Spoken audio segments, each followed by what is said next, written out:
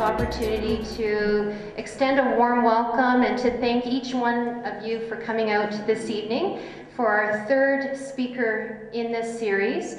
We have had 3 speakers. The first speaker was Dave Williams, who's here this evening, who joined us. Maybe you can just stand up there, Dave, who's the CEO at Southlake, who did a presentation on quality and safety and some of the successful partnerships, opportunities that we've had between Stevenson and Southlake. Our second speaker was Deanne Sawaswalo, and she's the Chief Information Officer for 3 hospitals, York Central, Southlake, and Stevenson Memorial, and came and gave us an update on the national perspective on clinical informatics and IT, national, provincial, and Stevenson. And tonight we're delighted to have Dr. Kevin Smith as our third speaker, who will talk about healthcare at Stevenson Memorial Hospital and what that means for you and your family members. So part of this 3-speaker series has been a wonderful opportunity for the board members who've also extended this to the community as part of a strategic planning event that will happen on February 11th. So each of these speakers have been recorded by video, and they've been posted on the Stevenson website. And it's an opportunity for those of you who may not have been to the other 2 speaker series, or for anyone you know who's not been able to be here this evening, can go onto our website and take the time to view those speaker sessions. Following these 3 speakers, we will be posting 2 questions on our website, and we hope that you, your family, and other members of the community will take the time to answer the 2 very brief questions to get your input in terms of your thoughts about these speakers and some feedback about our strategic planning day in February. So on that note, I'd like to just take an opportunity just to introduce Kevin. I got a little bit of a bio here, a very impressive one. It's a full page. Dr. Kevin Smith, he is President and CEO of St. Joe's Health System, which spans the full continuum of care from community-based to tertiary academic acute care. He's an Associate Professor in the Department of Medicine, Faculty of Health Sciences, McMaster University, and Kevin remains active in academic programs at McMaster University and the University of Toronto. He was educated in Canada, the United States, and Great Britain. You certainly got around the world there. And Dr. Smith began his career in medical education, followed by leadership roles in university administration, prior to taking on senior management roles in academic hospitals and health systems. His continuing education is focused on governance in the public and private sectors. He's professionally certified by the Institute of Corporate Directors and has completed the Harvard program in effective governance. He's been a frequent advisor to the Ontario government. He has served as ministerial supervisor and investigator on behalf of the government of Ontario and led a number of government corporate initiatives, and currently the supervisor of the Niagara Health System. He's also participated in a number of provincial, national government bodies, including association, there's a long list here, yeah. But Canadian associations, there's Ontario associations, but most interestingly actually for me to hear here is you assumed the chair of the board of directors for the Canadian Foundation for Innovation, which is the CFI we call it, and it's a $6 billion independent organization founded by the Government of Canada to fund research infrastructure. Past chair of the Ontario Hospital Association, which does represent the 153 hospitals in Ontario. There's more to say here, but I'll leave it at that, just to say we are just so delighted to have Dr. Kevin Smith here this evening, and please join me in welcoming him here.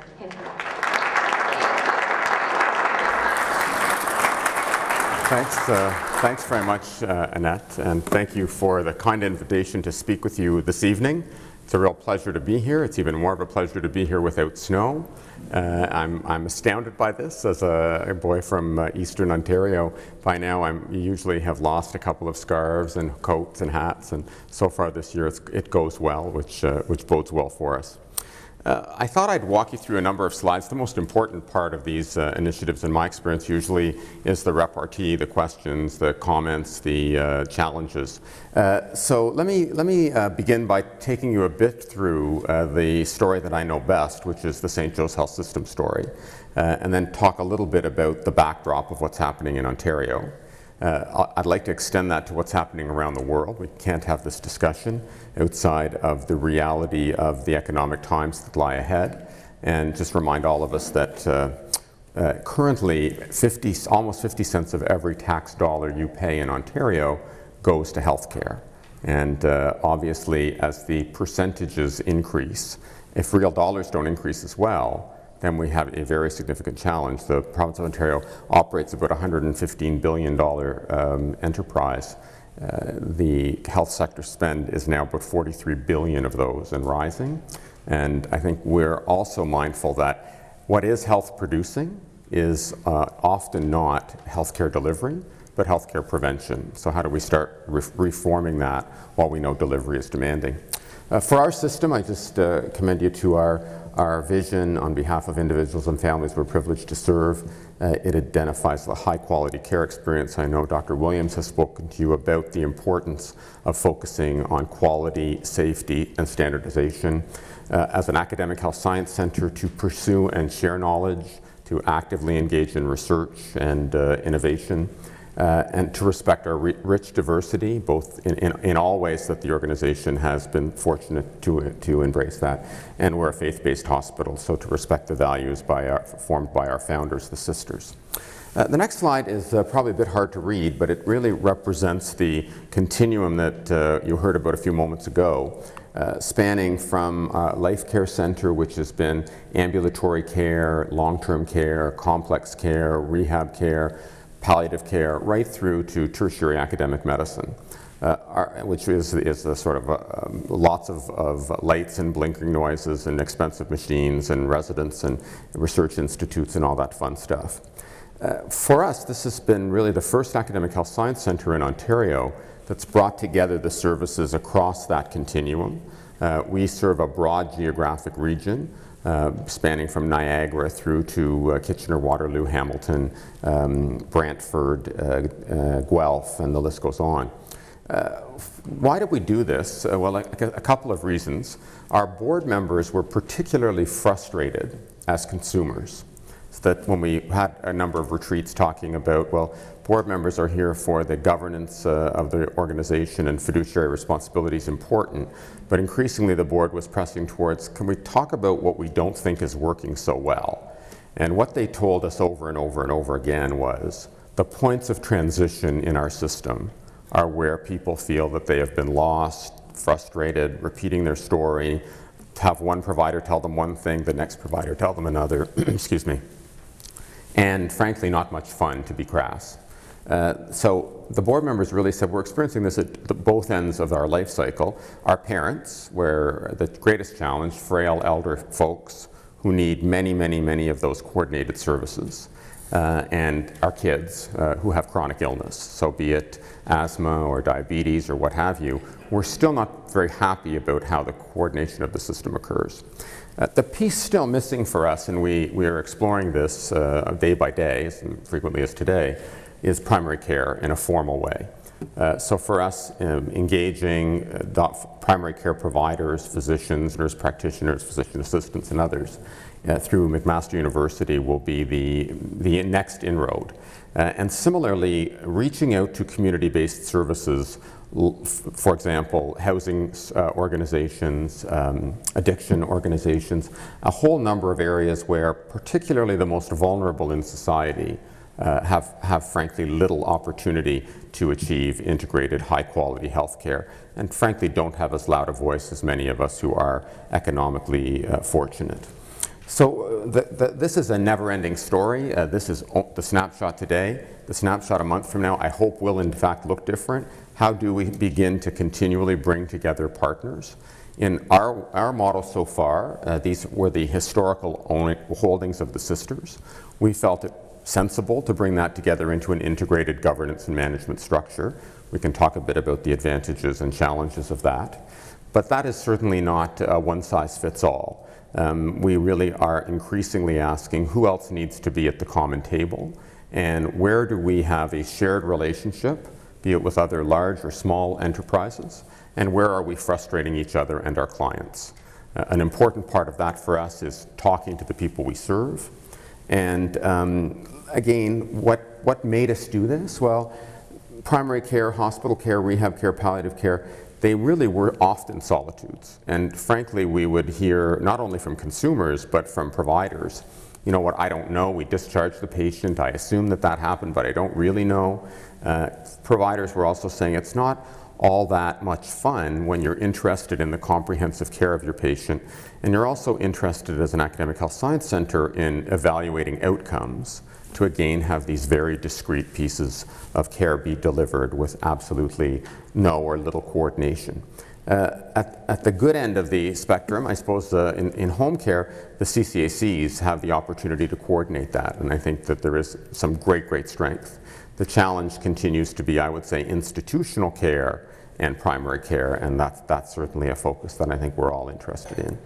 Academic opportunities for us, because we forgive the analogy from womb to tomb, but we really looked at pre-perinatal care to palliative care, and increasingly are talking, particularly with contract research organizations, pharmaceutical organizations, funding organizations, Government of Canada. We often in our research agenda do a wonderful slice of research, but we don't actually look across the life cycle. Today you may have heard of a very interesting study from Hamilton, a child study looking at why children in Southeast Asia, in India, have a higher probability of diabetes. We're going to enroll 1,000 kids in southern India and 1,000 kids in Brampton and follow those kids for the long term. That's a different approach to our traditional biomedical or randomized controlled trial, and I think it's something that increasingly organizations like yours will and should and must consider. I would say the consolidation of clinical management expertise is an incredibly important discussion. So in talking with Dr. Williams just briefly before this presentation, we talked about the challenge of retaining and attracting tremendously talented people. This is now a worldwide initiative. Our brightest and best are being pursued by and for everyone. And so in order to keep in your community those folks, very important to talk about, well, what makes it a quality work life? And can we create a role broad enough for people that will really allow them to say, this is a more compelling environment for me to undertake my work, and a more rewarding environment for me to undertake my work than all of the other opportunities that will present themselves to me. And I would say we have under-marketed the opportunities in places like your own and in places like Hamilton. And we have to get a lot better at that. So what is it that we need to retain and attract outstanding clinicians, scientists, administrators, the list goes on. So for us, we always like to look at a model of value proposition. Some of our board members have been leaders in industry, and they've been thumping the table for a while saying, I want to know about return on investment in healthcare, and you're not doing this well enough, and we want more data, which is terrific. We're interested in the best care at the best price with improved satisfaction for consumers and providers. And I would suggest to you that one without the other, the latter part, one does not receive high quality care from dissatisfied providers. We all know that when we hear complaints from people, it's almost never complaints about our clinical quality. It's almost always complaints about our communication style. And almost every angry patient or family that I've talked to, anywhere, frankly, it's been, I wasn't spoken to in a timely or respectful manner. You were disrespectful to me. And it wasn't about, I'm irritated by the size of the tube that you used, I'm irritated about the intervention that you used, I'm irritated about not having adequate access to information about my care or my loved one's care. And I think we'll all have to continue to go back and ask, how will that be better embedded? I would say it's a challenge, but I would challenge each of you, both as consumers and providers and the organizations here. Clinical competence as defined by our colleges make it extremely clear. Appropriate communication is not an option, it is a part of professional practice. So increasingly, I think we're going to have to go back and really move away from the mindset that says, oh, you know what, it's just Dave, he's always a bit ornery on Monday mornings. That's not okay. There is a standard that you want to achieve in your organization and that you expect to deliver both to your staff and to your patients. And increasingly, aberrant behavior in healthcare is something that the colleges must tackle, but we have to tackle, and we have to have good ways of getting at that data. That doesn't mean we have to hang people out to dry. It does mean that people actually have to get some feedback. And oftentimes when you talk to Ethel or Janice or David or whomever, and you say, do you have any perception of how you're perceived, or do you realize that people perceive this as quite rude? They don't. And frankly, they haven't actually had a very good performance evaluation process that's ever said, here's a development program for you. So the evolution of the system, in my opinion, has to begin with talking about what kind of behaviors are acceptable in each of our job categories. And if we're not there, how are we going to get there? And again, I don't mean that as the glass is half empty. I mean, this allows us to give each other feedback and set a standard. You'll have to decide what the standard is for your organization, and then ensure that people within it really understand what the consequences and benefits are, in my opinion. One of the challenges we've discovered with this model, always a first, it makes it a bit more difficult, and I like the expression, we're building the plane while it's in midair. And there is more than some degree of truth to that. So what does integrated mean? What does home care, integrating home care and institutional care look like? We are exploring this on each and every clinical level. So as an example, we're a respiratory center. We do a lot of lung cancer surgery. Many of the people who have lung cancer surgeries have very significant wounds, although we increasingly try to do things laparoscopically. And wound management will require home care needs. Historically, we've met our home care provider when we get home. In the model that we're evolving, we want the home care provider to be part of the hospital-based team. I want you to meet your home care provider before you go home. And I want your home care provider to be part of the team. So if Dr. Williams happened to be your thoracic surgeon, sorry Dave, I never wanted to make you a surgeon, but today you can pretend you're one. It shouldn't be having to go through multiple levels of administrative organization in order to get back to the original care team. You shouldn't have to go back to an emergency room when we already have an integrated program. If you've been discharged and you have a complication from your lung surgery and your home care provider is integrated with that hospital-based team, I don't want to see you in an emergency room at all. If you need to come back in, I want to see you come back in directly to the pulmonary unit where the expertise is to manage you. As we know, unnecessary or overcrowded emergency rooms are a huge challenge, and hospital-acquired infections go along with that. So for us, much of this is truly about looking at where there's quote-unquote waste in the process of care, and how do we get the right person to the right place at the right time. The crass reality, most of my life has been spent in the Academic Health Science Center. What I've learned in the last couple of years more and more and more is the future is not about inpatient beds. That will be a static or declining number, I suggest. What the future is about community-based investment. And it really is, how do you help people stay in their home as long as possible, and how do you do that with a high quality of life and an appropriate primary care system to support them in so doing. The other challenges of integration, and I talk to the minister about this not infrequently, many ministers in succession, some of our legislation, while we all intuitively believe that that's an important thing to do, doesn't make it easy to do that. So money following the patient, frankly, by legislation isn't easy. Closing acute care beds and using the money to open non-acute care beds, not exactly consistent with the Public Hospitals Act. So part of this is a bit of bravery on the part of boards and physicians and managers and others to really start saying, I'm prepared to take some risk. I'm not looking for a zero-risk environment to trial these things. And if you, with all due respect to my colleagues in government, they don't deliver health services. You do and we do. They will obviously react if they're unhappy with our delivery model.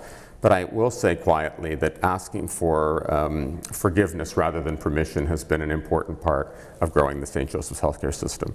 And I continue to believe that I have yet to be seriously wrapped on the knuckles by any minister or deputy minister if I'm actually doing the right thing for patients. So I think in that realm, a bit more bravery on our part won't hurt. we can't have this discussion without talking about professional turf or scope of practice or territoriality or economics. And let's get it right up on the table. Most people don't do things that are going to reduce their economic reward. Frankly, in looking at how physicians practice in the future, we really do have to go back and work with the Ontario Medical Association and the Government of Ontario and ask, is the way we're rewarding people actually consistent with the outcomes that we want? In some cases they may be, so again I'll pick on surgical care. If you want a lot of surgery done and there's a high burden of illness, a fee-for-service model might be a great model. On the other hand, if you're looking at an environment that says, I actually want a more in-depth experience for this consumer, or I want to extend this practice through a physician assistant, a nurse practitioner, you name it, another healthcare provider, and a physician extender, then how will we do that without the physician, frankly, losing income, which wouldn't be very wise in anyone's initiative. So I think we need to have far more frank discussions about how does this affect your life? How does this affect your income? And let's not be naive enough to think if we ask people to do something that's not in their economic interest, and the government fee schedule says, no, no, no, if you want to do that, if you want to make money, here's how you do it. That is not an aligned system. So I can pick on government for not aligning medical remuneration and necessarily outcome. I also have to pick on hospitals and long-term care facilities and others to say, we don't have control over that piece. We don't have the control over the physician compensation piece, but we have control over, in our organization, approaching $1 billion. Have we done a good enough job aligning incentives? And I can tell you we have not. We continue to struggle with the question saying, well, wait a second. We've told the staff that here's something we want them to do. Now here's how we're funding the program. That's actually malaligned. And getting that engagement with our frontline staff to have an honest conversation about rewards and patterns of practice and implications, I would say has probably been the greatest benefit so far of our work. Meeting the 1% challenge. So we're really talking about getting a 1% increase from government at most in the next number of years. And as you'll know, most of our labor cost increases range around 3%. So when you put together inflation and labor, we're looking really at about 3% per year shortfall. And it isn't as though we haven't seen some of those, dealt with some of those in the past, but I think increasingly it will be a very difficult environment, particularly with a backdrop of complete inability for additional taxation or constraint in terms of an aging population. So what's helped us? Well, clearly looking at infrastructure and technology. I would ask the question, I ask this frequently, I don't believe that our core business is doing payroll or buying machines or doing a whole bunch of stuff, but I know that's very important to our success of our business. So I'm increasingly asking, well, why do we have to have our payroll inside the hospital? Is that really, aren't there other people out there whose reason for existing is really to provide great payroll services? Can we buy that service from somebody else? The same would be true of group purchasing, the same might be true of information technology. The list goes on and on and on. But what's our core business? Our core business is clinical care and scholarship where I work. And so how do we just keep coming back and saying, are we getting the dollars to that point? And are we truly aligning our infrastructure and our technology to support that? I don't need to tell you, we have in no way, shape, or form adequately embraced IT technology in order to do what is commonplace in our banking system. So you and I can literally travel the world with one piece, with one chip, and our financial management is confidential and correct most of the time. When you look at that relative to where we are with health IT infrastructure, it's actually very concerning. And we've all seen the challenges of InfoWay and a number of other initiatives. Don't give up. This is such an important ingredient. It doesn't have to be a complicated one, but ensuring that clinicians get consistent data. And as importantly, and I think Dr. Hudson, who led the wait time strategy, did a really brilliant job on this.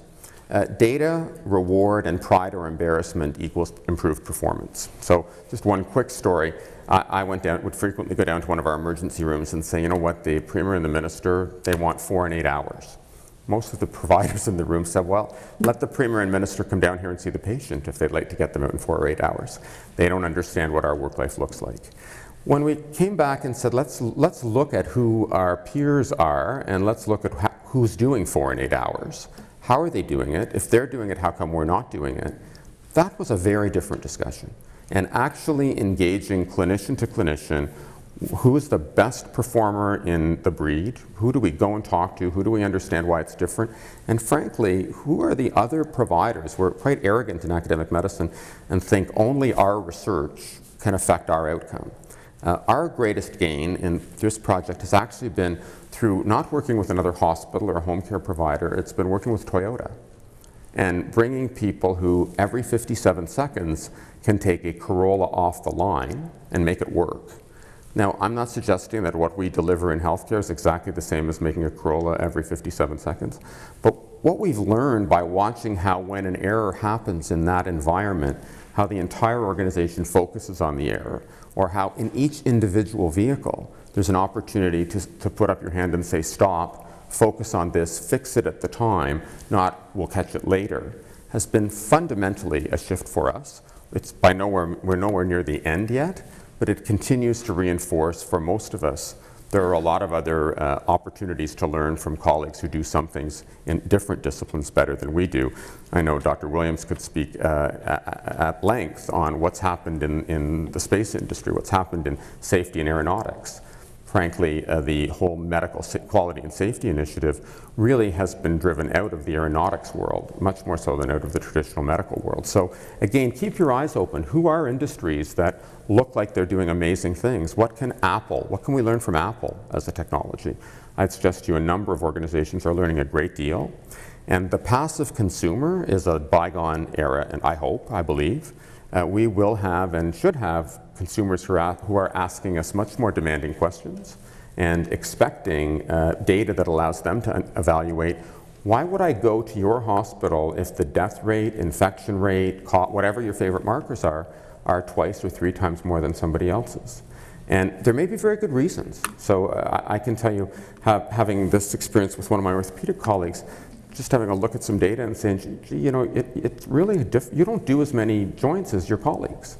And I just want to understand from an efficiency perspective. And the reality was he actually did all of the redos, so the people who needed a second hip implant, it takes a lot longer. That is a completely appropriate and legitimate reason.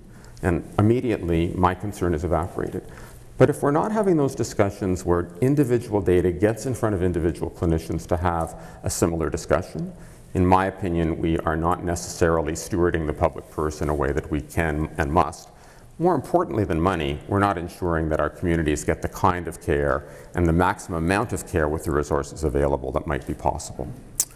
The granular performance piece, I think, is an incredibly important one, and more, I know physicians and nurses and others are asking for this. Not 3 months from now or 6 months from now. Give me my performance data in real time. Let me talk about how I feel today or tomorrow. When I come back to you 6 months later with some data and said on this date, this didn't go well in the emergency room, it's just another blur. If I can say yesterday, we didn't do so well in the emergency room, can we look at why? That's a very different engagement of staff. We have a huge challenge in this province, and one of them is alternate level of care. So I actually didn't ask earlier, and I don't know if alternate level of care is a significant issue in the hospitals served by this region, but I'm seeing the nodding from your CEO. Way too many, particularly frail elderly people, are in acute care beds who would better be served almost anywhere else. They'd also much less expensively be served almost anywhere else. And your emergency room wait times could dramatically drop because it really isn't about the emerge, it's about flow. So if you have nowhere to take the admitted patient in the emergency room on the ward because you haven't been able to get people out who no longer require acute care, the bottleneck continues to spin. And with those, I would suggest to you that ALC patients very frequently are frail, comorbid seniors. These are folks who are a sitting duck for things like hospital-acquired infections, C. diff, MRSA, VRE. So this is as a quality component very much to what we're doing. And again, back to the incentive alignment, we couldn't pick a worse or more expensive place to treat people. This just doesn't make sense. So how will you solve that problem? I don't think that you're going to have a solution by simply hospitals talking to hospitals. Whereas home care in this discussion, how could you use retirement homes differently? Who are the non-traditional partners that you might bring to the table? a whole level of discussion that I believe is possible and is happening across the province. Allowing money to follow patients, we're talking about it. There's something called the Health System Steering Committee. I think it's working at it diligently.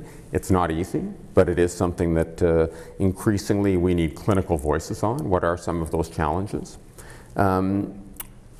Clearly move as much as we can out of hospitals. I think that the one thing that is agreeable to most of us is if it doesn't need to be in an acute care setting, truly get it out.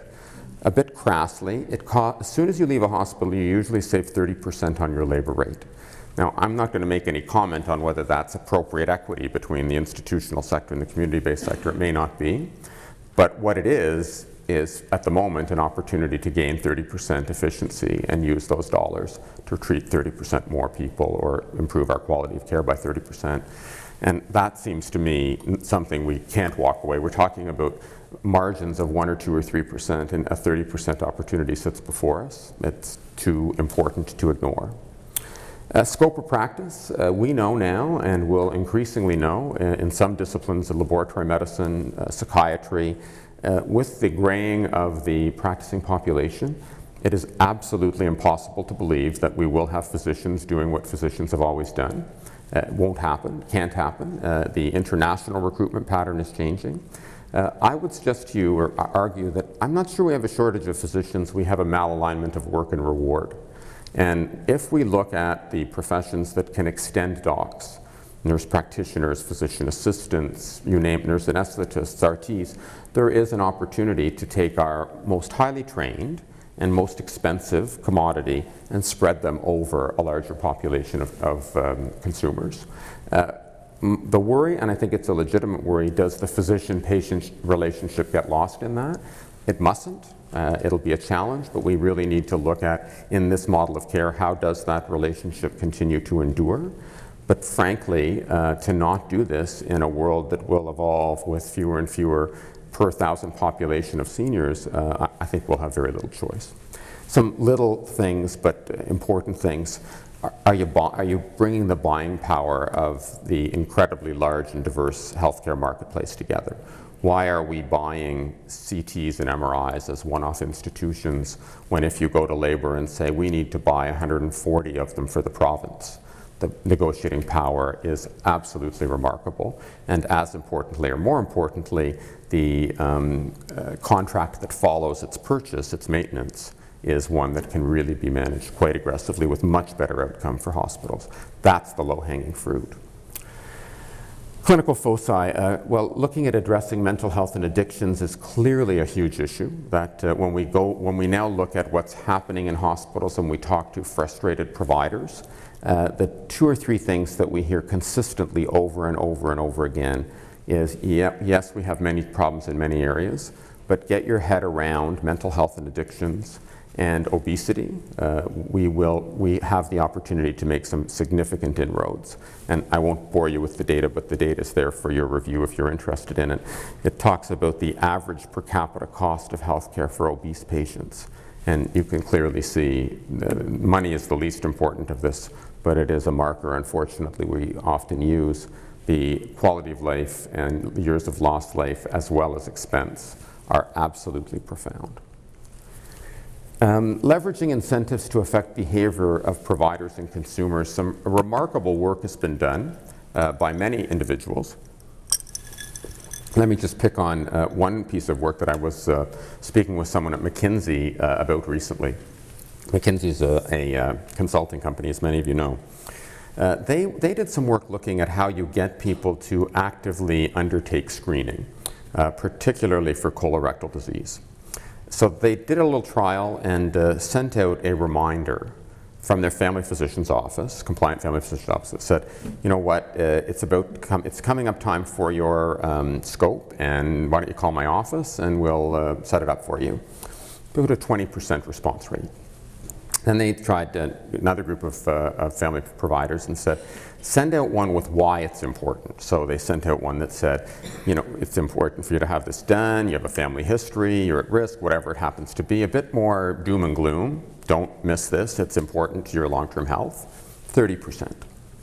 The last group they sent out was one that said, I've booked your appointment for January the 14th. Call my office for your preparation and I'll have it called to your appropriate pharmacy. You are booked for this date. If you need to change the date, you must call my office or we'll bill you. The rate was 70%. So I'm not saying that we'll end up actually billing you, but it again goes to show us absolutely the same question. Are we using appropriate behavioral markers adequately to get that kind of uptake? And I do respect at the end of the day, of course, it remains the patients to say, I don't wish to participate in screening. But the more we can maximize the likelihood of compliant patient and provider behaviors, the better we can be. Again, I've talked a bit about forgiveness and permission. Focus on the disease process using carve-outs. I'm going to talk to you about MD Anderson, an internationally renowned cancer center, in a minute. Proactive opportunities with HR we've talked about in length already. Let me talk a little bit about the cautions we've seen. When in healthcare, particularly with new governments, when in doubt, restructure. And you're hearing it now. Should we have LHINs? Shouldn't we have LHINs? Should we have CCAC? Should they be merged with LHINs? All that's very, very interesting. But look from coast to coast to coast at the headlines. Doctors are burnt out, nurses are burnt out, hospital budgets are overburdened, patients aren't happy, screening is less than adequate, the list goes on and on and on. If we think this is a structural reform, I think we are misguided. The structure will be interesting, and it may have to evolve to a shape form, but be careful that you're not jumping into a restructuring without really talking about what function will you achieve with this restructuring? How will it change what your outcomes are? Are you clear about your promise? So if I could be so bold as you embark on your strategic plan, what promise do you have for your community? What promise does your community offer back? And the whole discussion about both provider and consumer accountability is going to be one that I think will increasingly come to the fore, as it should. Systematic destabilization, you know, we'll see these big moves. So we saw Health Services Restructuring Commission in the mid-90s. Good move, bad news, move open to you to decide or discuss. But what would be very unfortunate in the backdrop of a serious economic challenge is that we further destabilize a sometimes fragile system. So I think with that, one has to talk about what likely moves in your own community could be destabilizing. It doesn't mean you won't have to do it, but how will you do it in a way that minimizes those issues and again brings people to the table? Carrots and sticks, again, the wait times model used a bit of both. I think it worked very well. Wait times are a bit simpler for surgical endeavors. If you do more, you get more, than for that very complex, frail, elderly medical patient. But I would say increasingly, have you really had a good look, both for consumers and providers, and funders, government included in this one, as to how you've used the most effective leverage with the resources that you have, be they fiscal, human, intellectual, or what have you. Data versus emotion. It's very easy to have a discussion about why this makes sense to not have or to have a service in your community and to talk about 0.005 per thousand population. That's very sterile, very distant. It's very different when you say, here's a young woman, a mother, a wife, a daughter who now has breast cancer, who needs a treatment protocol. That's a very, very different discussion. And being mindful of how do you take those two worlds. We all saw it in the Herceptin and the cancer drug discussion. At the intellectual level, we all said, well, of course, the years of lost life are so small for the economic investment, so you may gain a month or 2 months of life. Economically, you might say that doesn't make sense. When you hear the story of a single mom raising a daughter who is going to be left behind, that's a very different discussion. And I believe that it's those kinds of discussions that within the community one has to come to understand how you balance this on the data and emotional component of it. The capacity of government in the Ontario Public Service, a challenge. Government is downsizing, extremely busy, not historically involved in the provision of care. And I would say that increasingly we have to bring solutions, not await government to offer them. I'm pleased that Mr. Drummond will release his results in a very short period of time. I don't know what they'll say. I think one predicts they'll be rather radical, and that's probably a good thing. But we need to get off the mark very quickly as hospitals and say, what's in Drummond's report that we can validate? What's in Drummond's report that we need to get on with? And if there are some things that we can't, well, we should talk about those as well. But don't be an impediment to change. It will overtake us in this economic environment if we don't. I think that one of the most important ingredients in the discussion of change in any organization, but particularly in healthcare, the unofficial leaders' buy-in. It's all well and good that the executive team and the medical staff leadership are all sold on the game. But if at the end of the day, the physician, nurse, OT, PT, whomever, a janitor, comes back and says, you know what, this just doesn't make any sense. And there aren't equal voices with clinical credibility to stand up and say, well, you know what, it actually does make sense. It's very difficult, and I think we all have a littered path of poor experiences across Ontario where the leadership got so far ahead of the pack that implementation was waylaid forever, potentially.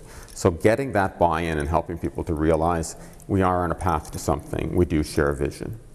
Honesty and bravery, and I think that that's underplayed in healthcare at times. We've already talked about my view of the need of just saying, if this is going to economically harm a provider, we better get it up on the table. They're not going to do it voluntarily. But there are a lot of other issues of honesty and bravery, and those are things like, maybe we don't do enough of something to be great at it. We better have that honest conversation. Maybe our outcomes aren't as good as our peers, and if they aren't, we either better fix it or get out of the business. But there are some real opportunities for us to have some grown-up conversations about this piece. I think we'll have to, both because you as consumers are going to be much more aware, much more knowledgeable with your data. I know now that we have many, many consumers come to the St. Joe's system with more recent, I mean, they're literally getting stuff off the net that the New England Journal released today. We've been in clinic, we haven't seen today's New England Journal, and they're coming in saying, I'd like to be involved in this trial. And we're saying, we don't know what that trial is because the publication happened after we started our clinic today. That's not going to be an unusual world. That's going to be a regular world.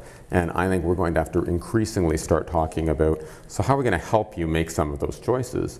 And how are we going to be quite comfortable in saying, we don't have an answer to that yet. Let us look at it and get back to you. There isn't always a rapid answer for some of these initiatives. And we haven't perhaps in healthcare been bold enough about saying, I don't know yet. I think the other piece of this goes without saying, you have lived through it, we'll all live through it again. Any major change initiative, superb communications planning and media outreach, and the importance of ensuring that people really understand what message is it that you're trying to offer. I thought I had MD Anderson in here, and I may later, so forgive me, but the Cleveland Clinic example is the same one. The Cleveland Clinic test, and it took the view that we're going to standardize dramatically. And it really said, here's the Cleveland Clinic care path to whatever your favorite disease is. The physicians at the Cleveland Clinic got a bit irritable about that when they said, well, this is a bit cookbook medicine-y. You're telling me how to practice. And the Cleveland Clinic, I think, was wise enough to say, we're not telling you how to practice, we're telling you what the evidence says we should do.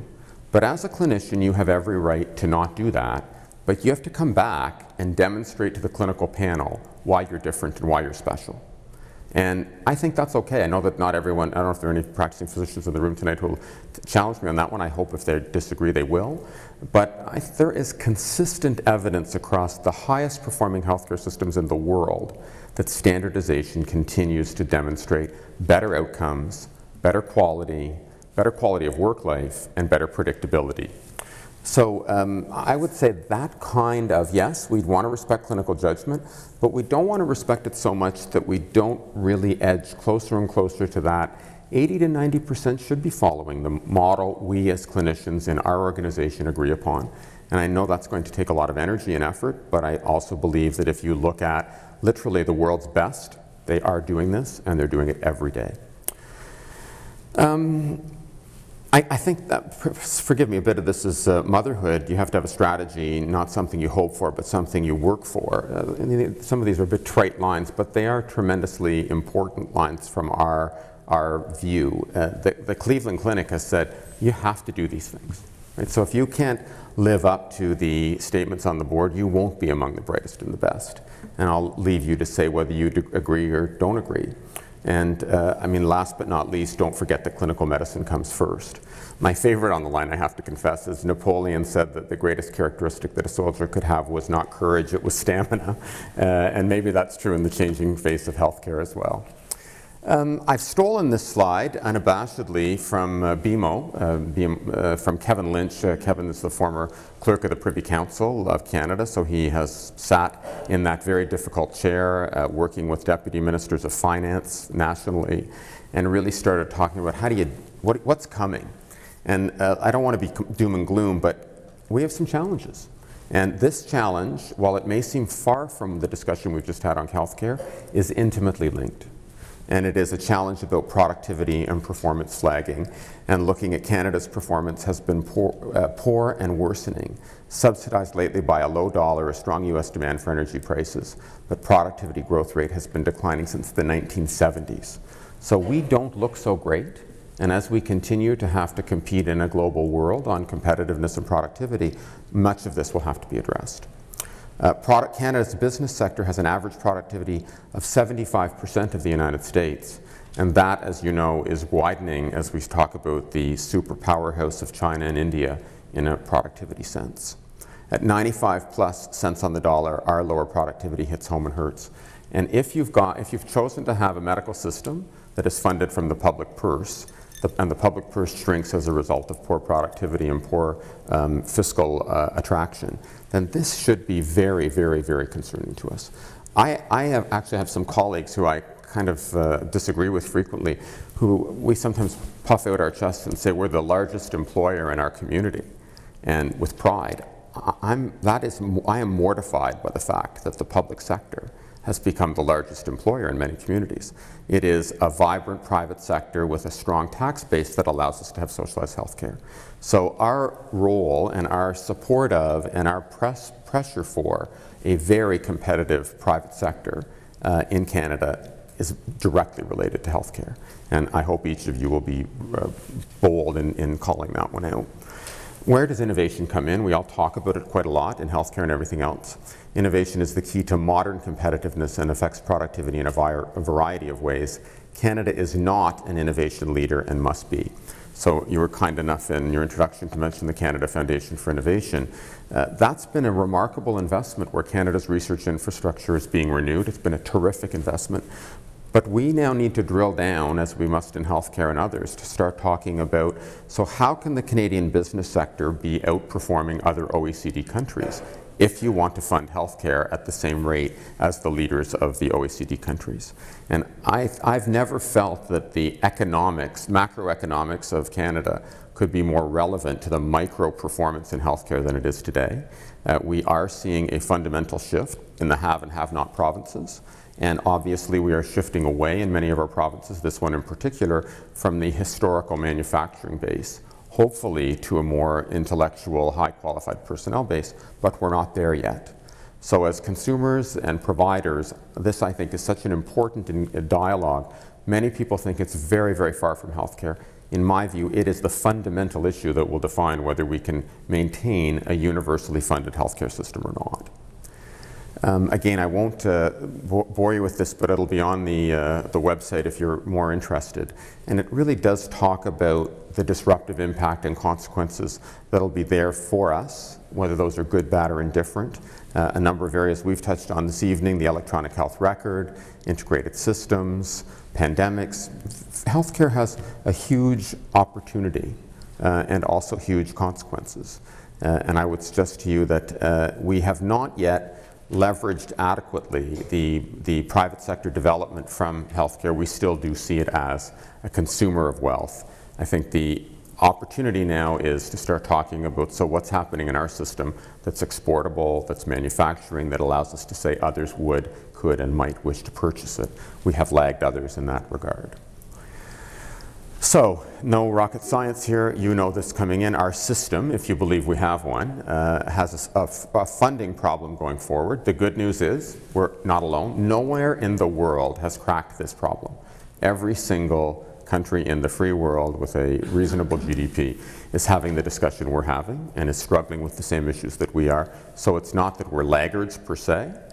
Having said that, we're not at the top of the pack when you do compare us to many European countries. We really look great when you compare us to the United States, but actually when you compare us to other countries with socialized healthcare, we don't look so great, and we really need to pull up our socks on that one. Improving efficiency and quality will help, but it likely won't be enough in the economic backdrop. Looking to new revenue options, we've talked a bit about, and some of that's happening. The rebuilds of many, many hospitals in Ontario using an AFP model is part of the solution, but again, cash flow will be a challenge. Healthcare's cost growth in Canada has outpaced growth of GDP. You all saw Minister Flaherty basically say, I'll do 5 more years of 6%, and then I'm going to tie it to GDP. That is a fundamental shift, and a very important one. The good news is we've got 5 more years. The bad news is we've got 5 more years.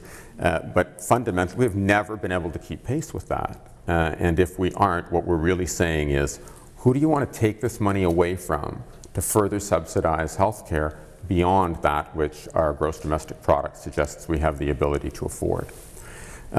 Provincial budget's obviously clear. I think you've seen lately in the Prime Minister's role almost suggesting, you know, I want to give the provinces more experimental autonomy. And the reality of the number of people who move across provinces regularly, it is actually quite modest.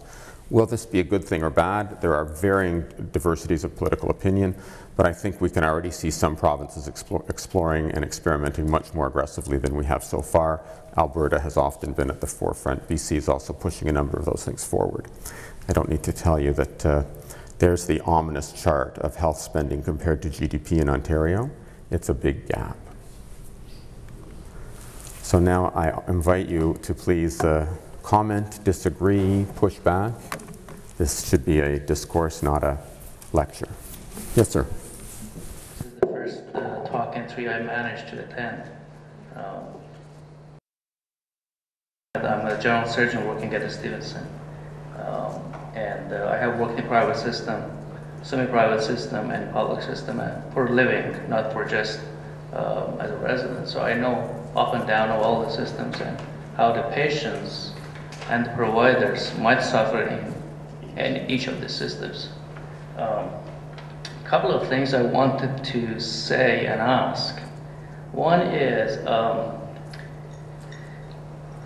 you mentioned a couple of things, the bank card that you can take a little chip with your 4-digit password, go all around the world, use any computer connected to the internet in the worst countries of the world with the slowest internet connection, get your stuff done safely, reasonably safely, I would say, without any hassle. This hasn't happened in the healthcare system, as you mentioned, correct? Because I guess people who are doing the job are not the right people.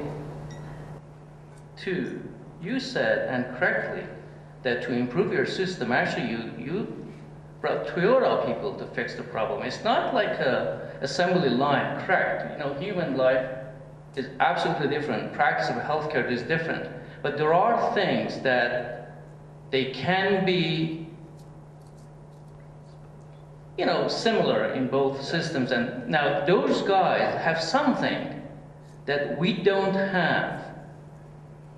They can improve certain aspects of the job that we don't. Now, I come to this point finally, I guess, the way that we spend money, and as you mentioned, the cost goes up, not here in Canada only, in many places in the world, but I guess we are one of the worst, unfortunately, is the difference is, in many places in the world, if you ask them, the money that you're spending in the healthcare system, where does it go?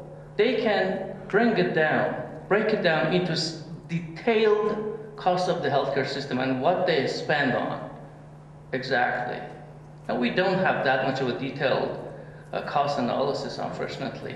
And that's bad, because you might say, here in the healthcare system, long-term care is the worst part, for example, but you don't know which part of the long-term care is costing worse and more. If you don't know where you're spending the money, you can't do any improvement. You might just try to bring a piece of money from the, I don't know, short-term care or an acute care spend it in the home care system or a long-term care or ALC or something, but you're not fixing because you don't know really which part is sucking the money.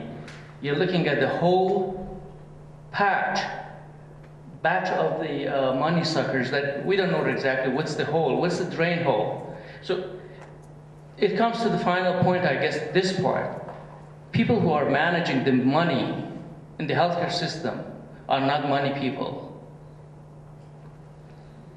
This job has to be given to the people who care about the money and know how to track money and how to spend money. Americans, with all the bad things we say about their system, their private healthcare system is pretty doing a good job of knowing where to spend the money. They have the track of every single penny they have, and that's how they manage, you know, okay, you mentioned about the extended healthcare, the nurse practitioners and so they come in and help. Well, the America, the States, they didn't bring these people just to improve necessarily the health. No, they wanted to pay less. That's right. That's how it worked in the States. Well, it worked because that was the goal. They achieved the goal somewhat, I would say. So we don't know. We have to have financial people take care of this business. They have to have tracked down every single penny that is spent in this country. And where it is spent, we don't have any. We have just a global budget that you will get 20 million or 40 or 50 or 100. You know where it goes just by batch. You don't know where is the detail of these pennies. Your department, surgical department, is spending more. Is it the entire surgical department or just a group of patients that are sucking your money? We don't know. I guess the second thing I have to say here is that I find it also in the system that I have worked is one of the pitfalls of our system is we do not have an independent auditor in all of the research that we do. Let me just give an example. Gary and I were in a meeting a few years ago. It was about the wait time, increasing the access to the cancer patients. And the speaker was saying that obviously this is an incentive that comes for 3 years, for example, and you have to every year increase the number of, for example, cancer patients by this certain percent to be qualified for this incentive, the money. Now I ask a simple question. Well, if you are not increasing the total number of the hours or total number of the hours that physicians or nurses work, how do you increase 30% or 10% or 15% every year? Well, there was no answer to that question, but the speaker told me, well, we can pull off the money and see how it works. Well, that's not an answer. We don't have an independent auditor to look at the numbers that we provide and tell us, are these numbers for real? Are these numbers really clean? We don't have any. I think we missed these two parts, and I really missed these two parts. I feel it as part of the administration. Thank you. Thank you. Let me try to respond to some very interesting and provocative comments. I don't disagree with you. We don't really have yet in Ontario what I'll call a case costing system that lets you drill down to every Band-Aid and suture and drip that we offer. That having been said, I think we probably have, well, not probably, we do have better data than we've ever had, and the move away from just global block funding and into things like wait time funding and now the Health Systems Funding Reform Committee, I think we're going to get closer to where you're at. The challenge of it, however, is when you come back and then say at the end of the year, with all the best of intention, you're a bad performer economically. Who suffer?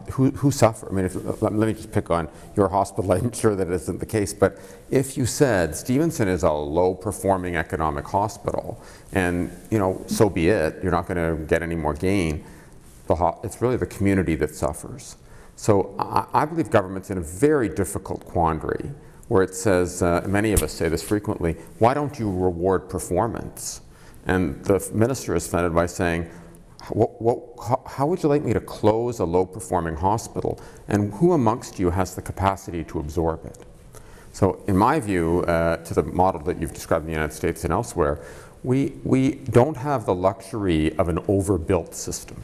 So in the United States, if you ran a 60% occupancy, you'd be doing well economically and clinically. When I left where I work today, we were running 113% in internal medicine. And so one of the discussions has to be an economic discussion about capacity planning. And as you embark on your strategic plan, whatever priority clinical conditions you're going to focus on at Stevenson, then I think it's very important to say, so how much capacity do we need to create in order to do that?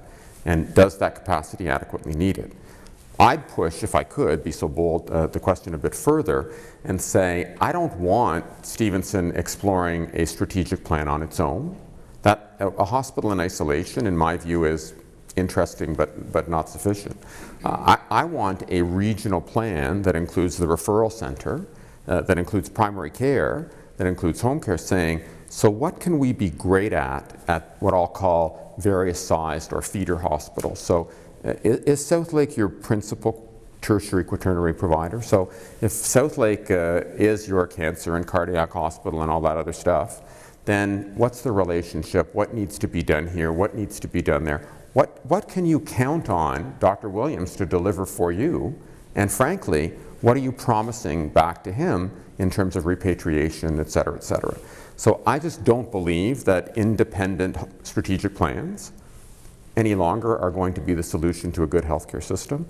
And I don't believe it's acceptable that I have a 3% problem, I'm going to cut my budget, and I just happen to do it on your back. So if I decide I'm going to get out of the business of obstetrics, women are going to deliver somewhere. If I get out of it and you get out of it, where's the patient left in this mix? So I would push you much more towards how does a regional, I think you're right, getting more financial involvement would certainly be helpful. At the end of the day, we're not very well persuaded by the financial argument. I'm the supervisor, which means the minister has basically dismissed the board and management at the Niagara Health System. And, you know, at the end of the day, why did this happen? Not because anybody wanted it to particularly, but because relationships digressed so badly that the community, the medical staff, the hospital administration, and municipal government couldn't work together. And I think getting the transparency and resource, I completely agree with you, will be helpful. But I think equally, getting transparency in what we can and can't do, and an honest discussion about it, and calling out, well, that's a red herring. That's an interesting discussion. But it's probably more about my income than the patient's outcome. That's not acceptable. While others are gathering their questions, Kevin, the one that occurred to me was the one you just mentioned around Niagara. So you're super, there are like 8 hospitals all merged together.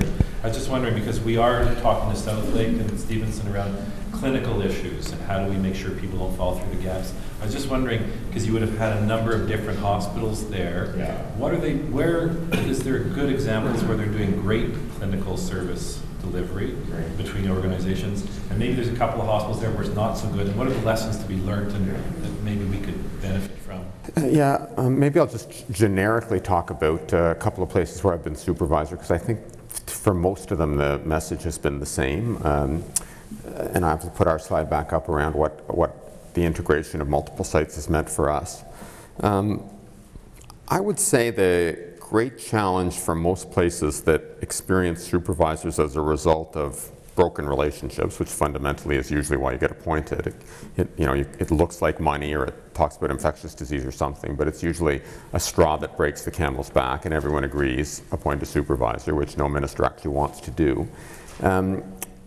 The challenge, I would say, of the smaller geography, multiple small sites, is frankly coming back to what's clinically appropriate without rocking the world of the people involved in those communities. And only in Canada, but the thought that we have to drive half an hour is, in most places, would be the norm in any community to go to a site. But if you haven't had to do that, then all of a sudden, people are going to die in the streets if we consolidate a service. The reality is, if you actually track the data and allow the data to inform you, usually, particularly for acutely ill patients, getting them to the most appropriate care environment is what determines whether we have a high degree of success in their life-saving or not. So let me just pick on Hamilton. There was a great outcry when my partners in Hamilton at Hamilton Health Sciences said, we want to change an emergency room to a pediatric emergency room. And the outcry was, in this quadrant of the city, oh no, people will die in the streets of heart disease before they can get to the next hospital. The reality is almost all of those patients were being taken to the further away hospital called the Hamilton General because it was the cardiac center and it had a cath lab. And if you have a particular kind of an ST elevation heart attack, you don't want to go anywhere else. So part of the discussion that I think we have to get out on the table is the big blue H up in the air across Ontario, 150 or 225 times by site, does not equal each other. Increasingly the view that we're so specialized now, the general hospital, I can almost say, does not exist.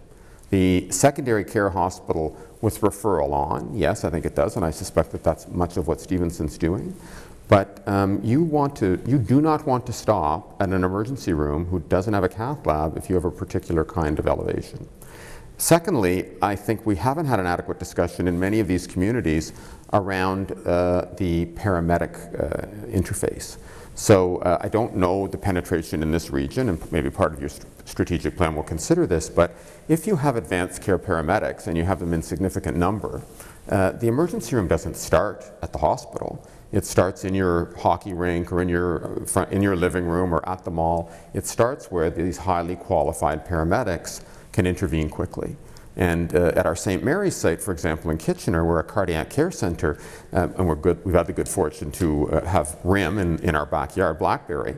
We actually had the ability to work with RIM and say, we're going to BlackBerry encoded information to the cath lab, so it's set up and ready to go by the time the patient gets there.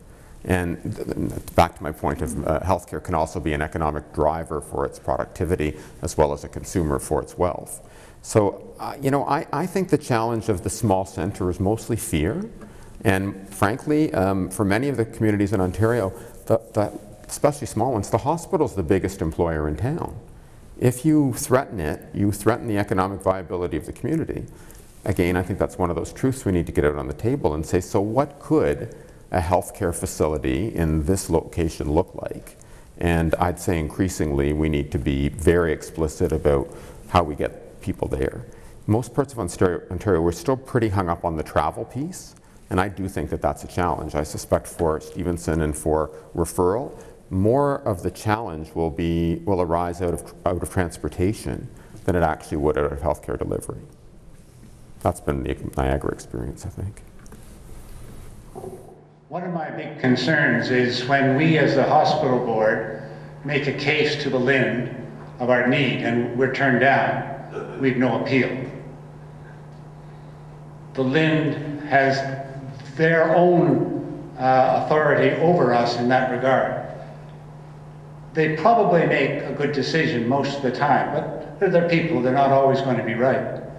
And we have very important issues here at Stevenson, and we're not getting the help and support we need, and we need to find a way to communicate somewhere past that to try and break the logjam. But we're very frustrated, and the implications are serious to us. Have you some advice? Yes, I always have advice. It's maybe not very wise, but I always have advice.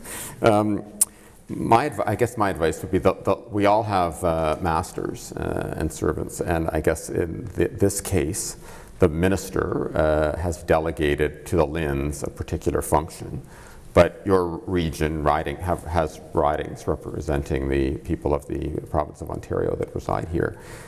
What's the engagement with your MPP been on this discussion? And I believe in a model that says, I'm not going behind the LHIN. I like this adage, I'm not going to stab you in the back, I'm going to stab you in the heart. So if I'm going upstairs to talk to the minister or to talk to the MPP, the LHIN should know about it. So we're dissatisfied with the process. You need to know we're pursuing this through political avenue. Whether the politicians choose to get involved or not, I think then ultimately that is the arbiter of democracy. So if your MPP is prepared to champion that, or alternately, if your LHIN has not given you an adequate response to why no, why are you saying no to us, then I think you can, through the minister's office, continue to pursue that. So if you're getting a flat out no, Okay, I'd like some rationale as to why you're saying no. I think you then have to go back and say, is the no legitimate in any way? Is what you've asked for forward thinking, or is what you've asked for, forgive me, I don't know what it is, so I'm not making an assertion. This is a very myopic view of Stevenson Hospital, as opposed to this is actually something that an investment in Stevenson is going to leverage a regional outcome. And that may be, God knows what, is it a consolidation of lower acuity, high volume surgery, et cetera, et cetera. I don't know what they've turned you down for. But the political process remains open to you. LHINs are appointed by the minister, and I would suggest go back to your local MPPs and have the discussion, let the LHIN know that's going to happen. Our MPP is the former health minister under the previous party government. We meet with him regularly, and he's very enthusiastically in support of us. But his channels to the government are somewhat limited. So that's a challenge. So that's not an easy way for us to do it. I guess, David, let me just put you on the spot a little bit. Where's your regional referral center in this discussion? Where are your other hospital partners? Would the other hospitals say, this is an important funding, we agree that this is an investment, well, for Stevenson, but it'll leverage more for all of us. So it's really, we're really very good, and politicians get to pick us off on this one always. We will disagree in our geographic regions, and then we'll each go to the ministry somehow separately, and the ministry will sit back and say, you're the fifth party I've heard from, and it's the fifth story I've heard, and none of them match. It usually ends up that we all believe that we're the best provider to do it, but we've never found a model of consensus or cohesion, and ergo, we're all going to agree Stevenson should get this money. It's the right thing to do for all of us. And I don't know how well integrated your LHIN CEO group is. I can tell you in Hamilton, it's become a very integrated model where it doesn't always make us happy, but we step back and say, as irritated as I am that I'm going to take the third spot in going to government, I actually believe that the biggest return right at the moment would be to get an MRI at another site or another hospital, or some new operating rooms done there, or some funding for a diabetes program. And I think when you can go to government with an agreement, it's very difficult for them to turn you away. When you all go separately and each argue a different case, very easy for the minister to say, go away. When you get your act together and you can tell us what the plan is, come on back. But until then, you're going to twist in the wind. Thank you for your comment. Thank you. I just want to say thank you very much for your very, very interesting comments. I think it'd be the understatement of the evening if I said that obviously the healthcare system has to change radically. My simple question is, who is going to lead that change, and how will that come about? Unless I missed something this evening, I don't quite understand. It would appear the government doesn't have the expertise or the leadership to do that. So how will these changes come about? Let me be a little bit, forgive me if I suggest, I think the government doesn't have the operational expertise or delivery expertise. And probably we haven't been forceful enough about our expectation to the previous discussion to say, here's what we want to happen. I think it'll come about by the discussion that you're about to embark on. So you obviously have a very forward-thinking hospital. You've invited people in. You've told them feel free to be provocative. We've had these kinds of discussions, and you're then going to engage into a strategic plan. I hope your strategic plan will not be myopic, but will truly be broad and include other collaborative providers. And potentially non-traditional providers, which might include community services and social services and others. At that point, I actually think that it comes back to getting clinicians and managers and elected officials aligned along a path.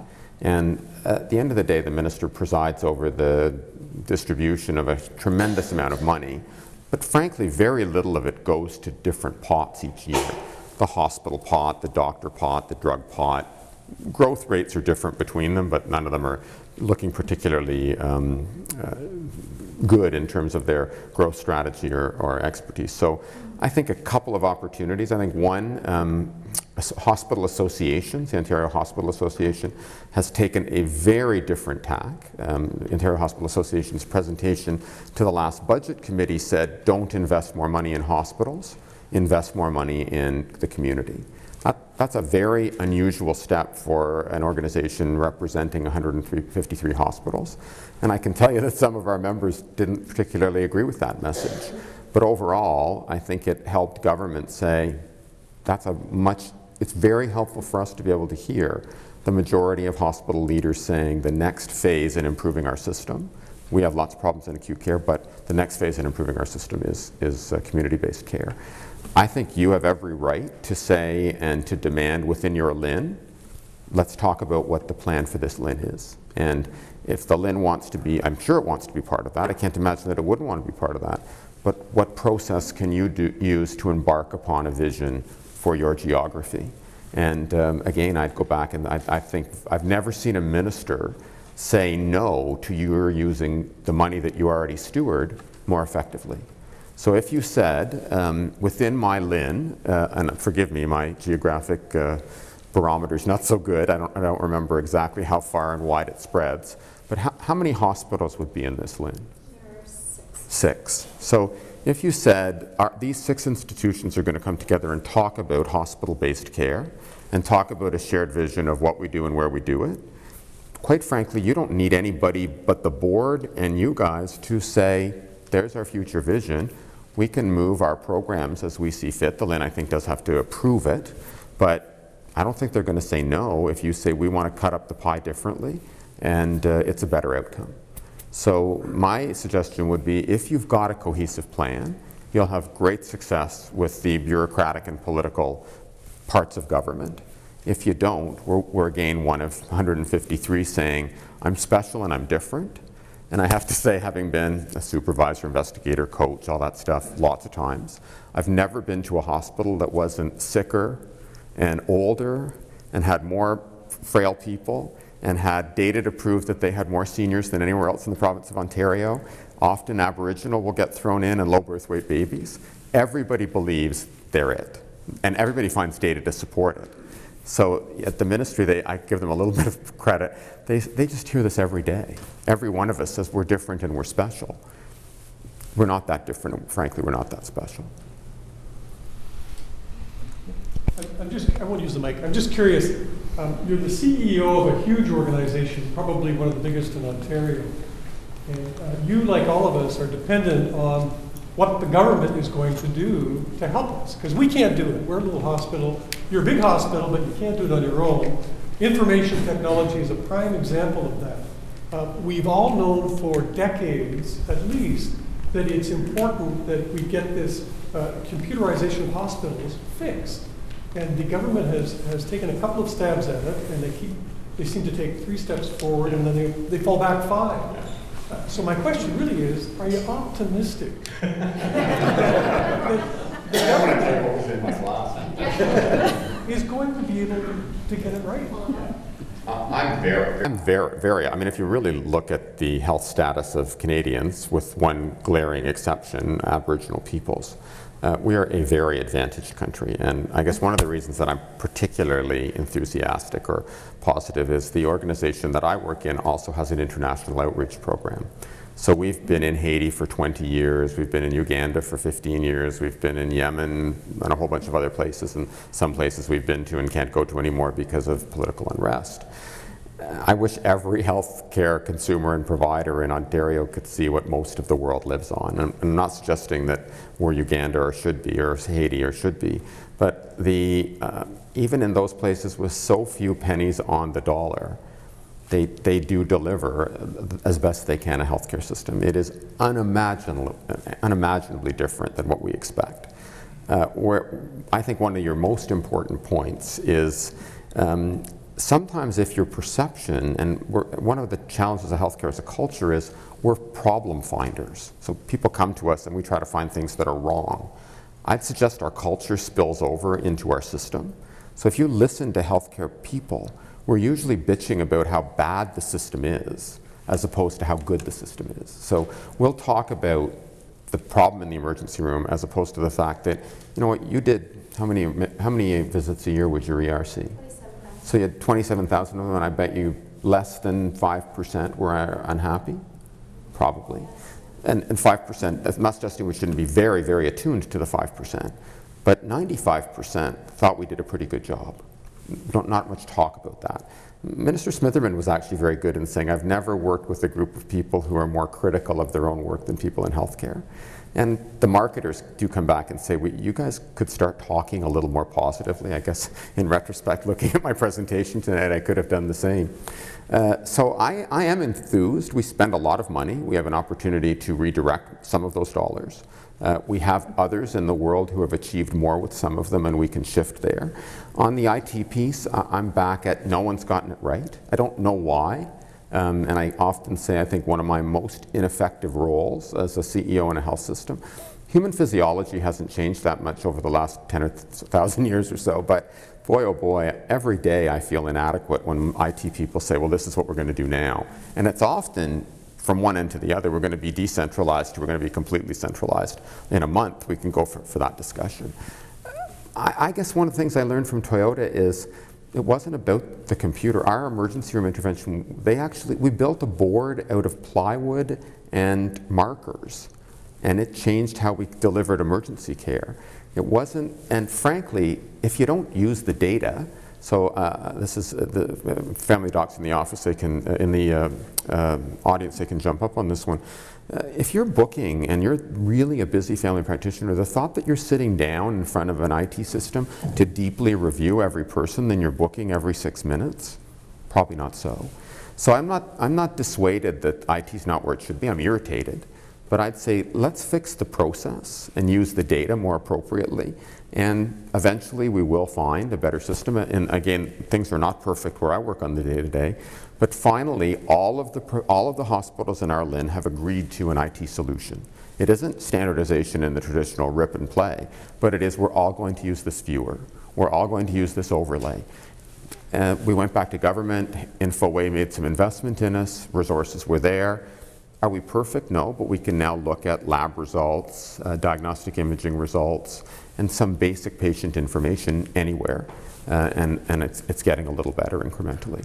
But you know, we've got some of the brightest and the best in healthcare in this province. I'm very optimistic, but I'm not optimistic that status quo is going to keep us there. I don't want it. I would hate to say, well, let's stick with the status quo. We can do much better than this. I really want to share this optimism with you, but I can't. You know, I came to Canada 6 years ago from a third world country.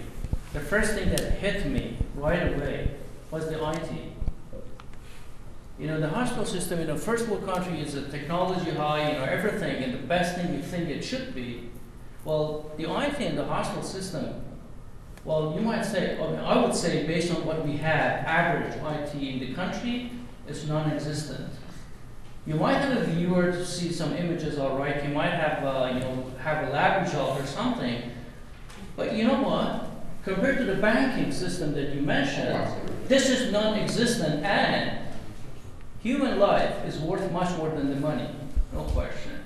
Now, yes, I agree that you can, with the marker and the drywall, fix and emerge. But as long as you don't have a quick access to the patient information, with the way that the information in the patient and healthcare system is increasing, finally, you won't be able to get hold of a big chart, paper chart, looking through all single pages, having information in 6 minutes about that patient. We did it with IT, and really I can't be optimistic enough that we will get it soon. I don't disagree, but I think if you look at our outcomes data, with or without a great IT system, Ontario performs pretty well. We have the lowest number of beds per 1,000 population in the country with the best health outcomes. Aggregately, we're doing okay. I agree with you at the individual patient level, much more data would be helpful. And I do believe we'll get there. We'll spend a hell of a lot of money to do it, but we'll get there. Good evening, sir. I work at the hospital. I speak also for the community. I am one of those people who comes from a third world country. And so I have to say that the system here in Canada is wonderful. I do have to also say that Stevenson Memorial has for years been sorry, on the bottom rung of a lot of things. We perhaps were not aggressive enough in pursuing. I think one of those things is IT, and so we're playing a lot of catch up. The connections that we have made with South Bay Regional Health Centre have been, I think, a tremendous benefit. You spoke about transportation. That is a huge problem here. As I have told the ministry sometimes, persons coming from Agilent Health Toronto are probably as disadvantaged as those coming from Moonbeam, Ontario, trying to reach to a tertiary centre, simply because of our transportation system here. You talked about the fact that we are critical of our own system, and yet we were for years bound by, and still are, money issues rather than the patient care. And so we are judged by how many people we see and how many ALC patients we get out. But as the smallest and the only rural hospital in our community, in our LIN, we're put together with a lot of large hospitals, and our numbers are skewed, and we're still disadvantaged. And I think that's one of the great challenges that our board has, is in trying to make that case that yes, we are special, even though there may be 152 others. In terms of speaking about health equity, I think that one of the things that is greatly affecting the equity is our positioning in a small rural community, and equity, and it has to be tied to access as well. In looking at our strategic plan, I think that one of the things we need to think about is broadening our scope, and not just being a strategic plan for the hospital, but perhaps looking at some of our partners. So getting back to that transportation piece, when the LIN was handing out money for transportation services, it basically was, if you have a provider, you get the money. If you don't have any provider, you don't get any money. Reasonable, because the government can't give the money to a provider that's not there. But what it meant was our community still did not get any transportation.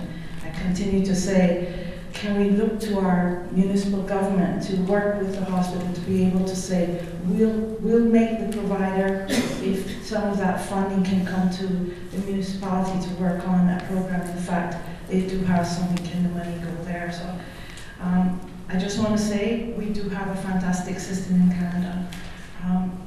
But a couple of years ago, well, I guess 5 years ago, my mom broke her hip in Jamaica, and they had PACS there, and they didn't have it at Stevenson. So we're at the bottom of the rung, and the board and the administration are facing tremendous challenges to try and get us to a point of equity, so that when those numbers come to judge us all on the same, wait times, et cetera, that there is equity, and there is community resources to be able to send people to. There are ALC beds, et cetera, et cetera. So thank you for your talk tonight, and all the best to our board in dealing with the challenges. Thank you. I certainly hear your message on many of the why do we feel perhaps not as advantaged as we think some of our peers are. I'd go back at this one over how do you speak as a region? How do you ensure that a collective of providers and hierarchies are at that table? I hear you on the political level, but I would say the day of the standalone hospital in unique advocacy is over, and it should be. The day of collective advocacy with the primary, secondary, and tertiary sector coming together and saying, what are the three things? So, for example, what I would unsolicited advice on strategic planning, what are the three evidence-based things that would make the biggest difference at Stevenson and interface with my partner colleagues? That's a very doable initiative in my view. Or what are the clinical areas that we absolutely know and everybody else agrees that we should be great at? If there are areas where there's disagreement about it for size or scope or quality or whatever, okay, we'll park those for a minute. But where is there no disagreement, and start growing and building upon that? So I hear you, and I think we're going to have much more push with a constrained environment to say, we just don't have the resources to do it the way that we have. So, and I don't think you want to look at the 3% gain. I think you have to look at the 30% gain. If we're not prepared to do that, I suspect that we'll be back here in a few years having the same discussion, or you will be. You won't invite me back, but having a similar discussion about it would be nice if we had more. I guess the last piece is, I totally agree with you. Where is the municipality? Where are the other partners and players? And how do we make this an attractive table to come to? So I'm going to pick on Dave again. I don't know what's at South Lake that could be here, or what's here that could or should be at South Lake. But I sure wouldn't want to embark on a strategic plan if I hadn't had that discussion. And I wouldn't have much confidence that the LHIN would go to bat for me on funding if, 5 out of the 6 hospitals said, Stevenson's hanging on to a model that's passed us by. I'm not suggesting at all that you are. But again, what are your critics saying? You need to hear it. And I'm sure you are. Most people in healthcare aren't afraid to share their criticisms. But legitimate or not, what are your critics saying and what's the response? But in closing, let me thank you for the opportunity. What I did know in talking with my colleagues before coming was what a remarkable system you have put together, how strong your collaborations in fact are, how forward-thinking you are in thinking about the next phase of the health system and Stevenson's role within it. And I very much enjoyed chatting with you this evening. Thank you.